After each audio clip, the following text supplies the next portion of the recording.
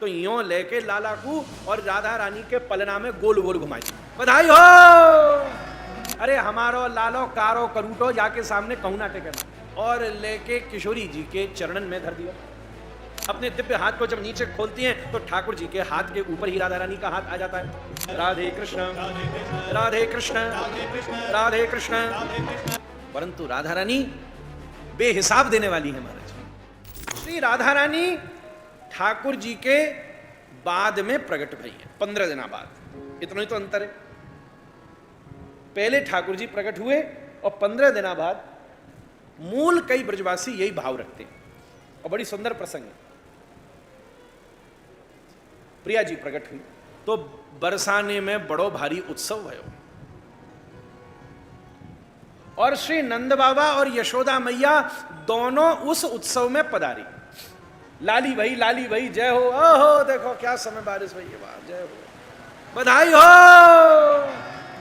वही समय श्री नंद बाबा और यशोदा मैया अपने आंचल में छोटे 15 दिना के कन्हैया को ढककर ले गई। 15 दिना के पूतना का उद्धार है गो, सब है गो। 15 दिन के कृष्ण हैं अभी, छोटो सो लाला। और यशोदा मैया अपने आंचल में वाइट ढक के चलो बरसाने चलनो है। वृषभान जी बड़े घर के यहां भी लाली है गई, चलो चलो।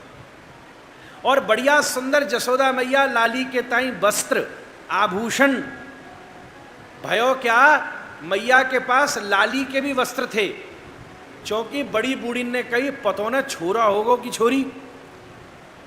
कोई तो यूं कहते कि मैया हमें तो लगे ये छोरी थी, सवेरे तक छोरा है वो। क्योंकि जन्म तो यशोदा मैया ने लाली को भी दियो।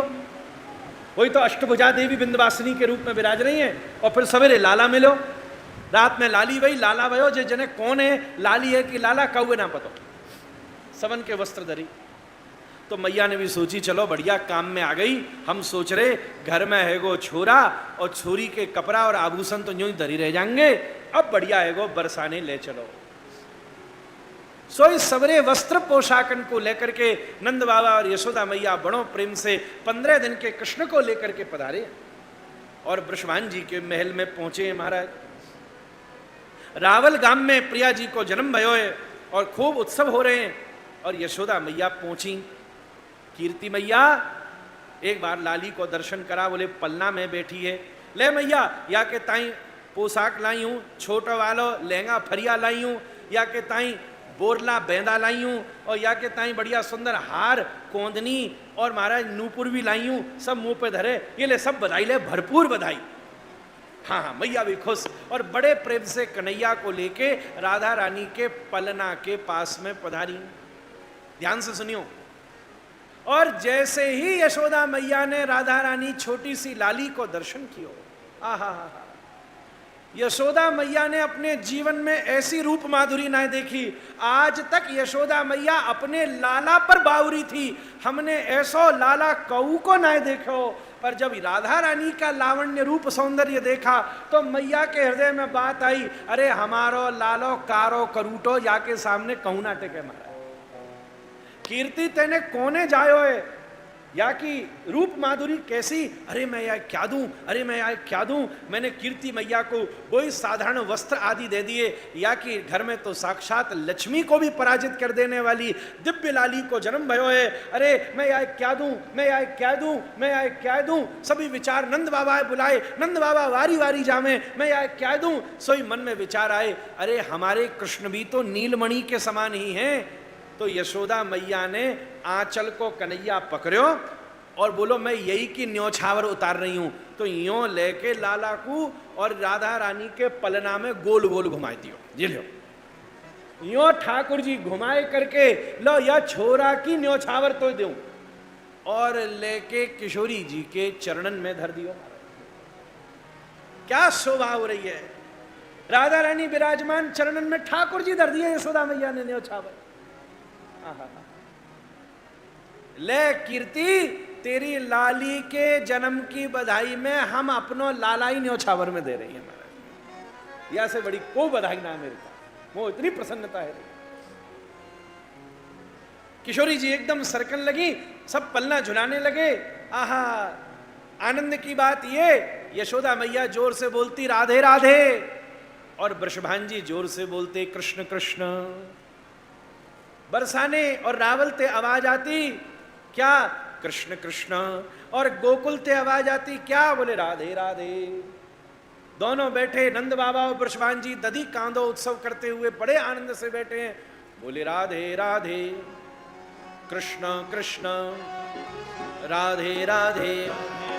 ध्यान देना, राधे राधे कौन बोल रहा है, कौन बोल रहा है, यशोदा मैया, नंद बाबा, और कृष्ण कृष्ण कौन बोल रहा है, वृषभांजी और कीर्ति मैया।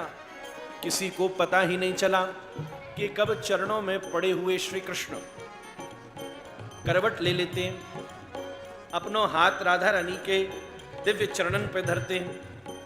कब किसी को पता ही नहीं चला कि बड़े प्रेम से प्रिया जी के दक्षिणांग में और श्री कृष्ण के वामांग में ये दोनों जुगल एक दूसरे के बगल में आ जाते हैं।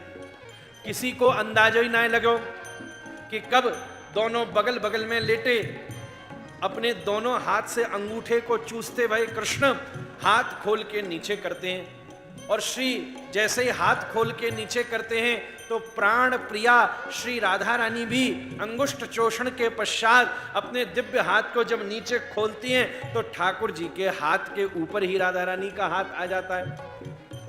ये तो राधे राधे और कृष्ण कृष्ण कर रहे थे, जैसे ही हाथ के ऊपर हाथ आया तो दोनों घरों की प्रोहताइन मुखिया पौर्णमासी भीतर प्रवेश करती है। इधर देखती है तो यशोदा कर रही थी राधे राधे, उधर देखती हैं कीर्ति कर रही थी कृष्ण कृष्ण। पर जब पौर्णमासी देखती हैं जुगल के हाथ में हाथ है तो पौर्णमासी कहती हैं रुको, क्या बोलो, राधे कृष्ण राधे कृष्ण राधे कृष्ण राधे कृष्ण राधे कृष्ण राधे कृष्ण राधे कृष्ण राधे कृष्ण राधे कृष्ण राधे कृष्ण राधे कृष्ण ओ राधे कृष्ण राधे कृष्ण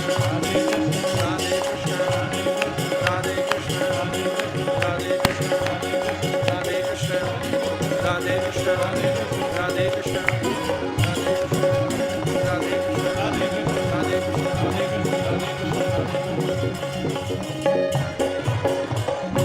जय जय श्री राधे।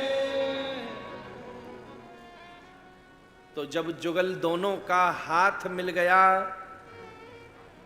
जब दोनों का हाथ एक हो गया तो उस हाथ के एक होने से क्या प्रकट हुआ, उस प्रकट होने वाली वस्तु को ही हम सब लोग श्रीमद् भागवत कहते हैं।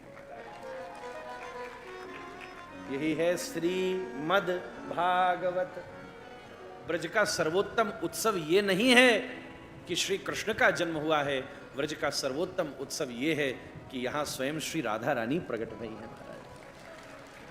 भगवान तो अनेक रूपों में कई जगह प्रकट होते हैं, पर गोपी गीत में पहले ही श्लोक में गोपियों ने कहा है श्रयत इंदिरा सश्वदत्रहि।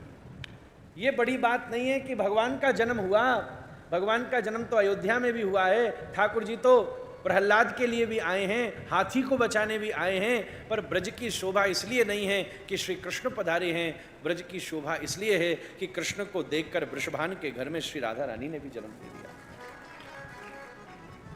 साची बात कहूं, हमारे ठाकुर जी जैसी शक्ल किसी की नहीं है तो हमारी राधा रानी जैसा दिल किसी का नहीं है महाराज।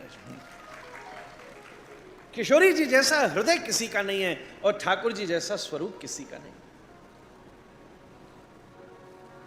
ठाकुर जी कितने भी सुंदर हो जाएं, फिर भी महाराज हृदय में इतनी उदारता नहीं है जितनी उदारता हमारी श्री राधा रानी में है महाराज।